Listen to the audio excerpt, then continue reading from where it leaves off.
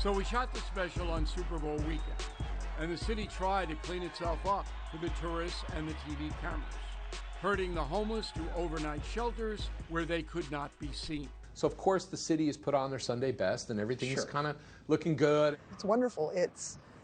There's police on every corner, beat cops, which you never see. But I also think that the residents of this city deserve this every day. Now here's the good news. The new mayor, Daniel Lurie, has dialed back some of the progressive nonsense. And by some metrics, things are getting better. At least some of the credit goes to activists like Tom and Gina, who said enough is enough, and they said it loudly. We formed in 2021 out of desperation.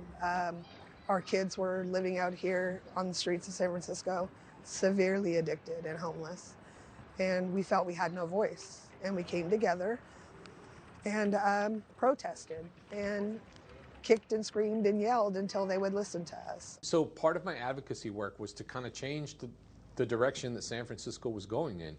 So I worked hard with a lot of other people. We had a whole coalition of people in recovery to get someone like Daniel Lurie elected mayor of San Francisco, to move the plurality of the members of the Board of Supervisors, our city council, to a more moderate political view where they all kind of had a common goal of But that's all safety. well and good, but you just told me there's 37,000 drug addicts running around a city. It's not that big a city. Right. Okay? 37,000. That's a legion of people causing unbelievable damage every day. I don't see it getting a lot better. In fact, just this month, Mayor Lurie's motorcade was attacked by Tenderloin thugs right after he gave a speech denouncing the city's broken government. I mean, come on. We didn't get into this position overnight. It took us like a decade for San Francisco to literally slide to rock bottom, which we hit in 2024. Right. And so there's really kind of nowhere to go from there but up. And we can't forget the billions of dollars that the city wasted on flawed ideology, on radical harm reduction, on housing first models that actually didn't solve homelessness, and you could argue that it actually made everything worse because we still had 650 overdose deaths in San Francisco last year. I want you back in 6 months in the same space and place.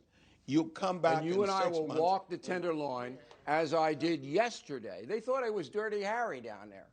When I walked down there, okay, whoa! Is there a solution? There is a solution, but it's going to require federal guidance, which we're starting to get from the Department of Housing and Urban Development and the Office of National Drug Control Policy, but it's also going to require state legislation. States like California are going to have to actually change the law, state law, around housing and around drug use and where drug use is allowed and where it's not. But the progressives don't want to do that, and they dominate the state. They want to let you do whatever you want to do, no matter how much damage you cause other people. So, this is happening for two reasons. Progressive virtue signaling.